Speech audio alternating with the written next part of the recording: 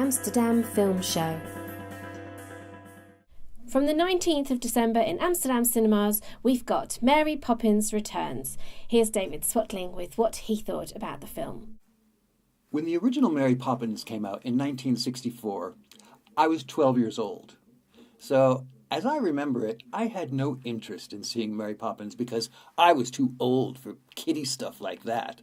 And it would be some years before I would actually start seeing Mary Poppins on TV and learning all the music, because once it gets in your head, it's impossible to get it out. But I did have some reservations about a Mary Poppins Returns. 3 things convinced me that I should go and see it. The first was Rob Marshall was directing it. Rob Marshall, Oscar winner for Chicago, the musical, with a background in musical theater and choreography. If there was anyone who might make this work, he would. As a matter of fact, I wasn't the only one with doubts. Screenwriter David McGee was asked to do Mary Poppins Returns, and he thought, I don't know, but once Rob Marshall was on board, he was on board. And you might know him from Finding Neverland, which happens to be one of my favorite films. So I thought, okay, that has potential. Then, when I heard they cast Emily Blunt as Mary Poppins, I thought, oh my God, she can do anything. I mean, she was in one of my favorite movies this year, A Quiet Place.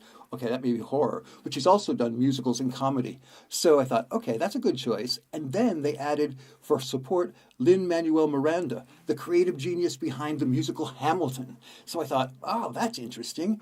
Well, and then the third thing was that Mark Shaman and Scott Whitman were doing the music. Now, they did the multi-award-winning Hairspray, which I love the score to that. And Mark Shaman has also done some great scores for films like Misery and A Few Good Men. So I thought, okay, those 3 things, I'll give it a shot. After all, it's the holiday season. Well, I loved it from beginning to end. A beautiful beginning sets the scene with a song called Underneath the Lovely London Sky, where Lin-Manuel Miranda, who plays a lamplighter, or Leary as they're called, bicycles through the streets of London, turning out the lamps on an early morning and just extolling the beauty of the city. Although there's kind of a dark edge to the beauty, because what they've done is they've set it in 1930, which is 20 years after the original film was set. But it is the time that the books were set, which is kind of the, well, as they say in the film, the days of the great slump. As a matter of fact, that's where we head to Cherry Tree Lane, back to the house where the first film took place. The thing is, it's 20 years later, so Michael and Jane have grown up. Michael now has 3 kids of his own. And Michael is beautifully played by Ben Whishaw, one of my favorite actors. And the thing is, the family is in trouble. There's problems with the bank, there's been a terrible loss in the family, and Michael is not handling things very well. As a matter of fact, it's his 3 kids who are sort of in control of the house and getting everything done and being the adults.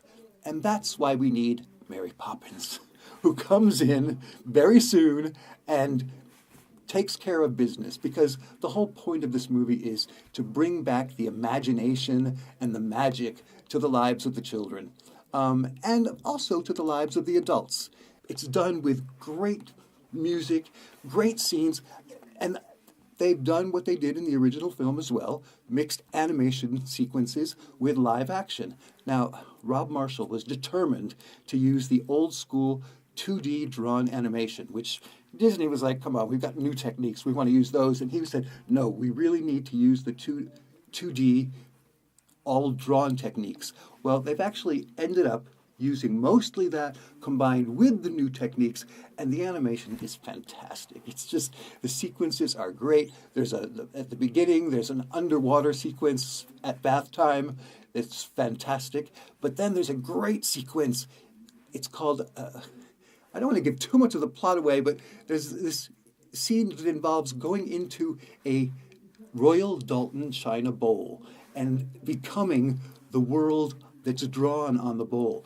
And this is where the live action and the animation just go so brilliantly together. I have to mention the costumes of Sandy Powell, who used painted material to make the costumes so that they would match the colors on the animation. And the whole thing is just glorious. And the animation sequences, you won't be bored, I can tell you that for sure, especially when it comes to a big music hall scene with a song called A Cover Is Not the Book, where Emily Blunt and Lin-Manuel Miranda do this classic English music hall routine that is so fun and so bright and lively. It lifts your spirits. And while we're talking about the music, there are two songs that are fantastic.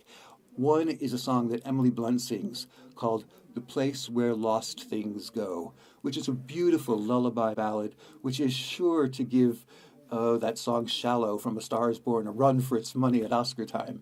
And then there's a great street singing lamplighter song that Lin-Manuel Miranda leads called Trip a Little Light Fantastic.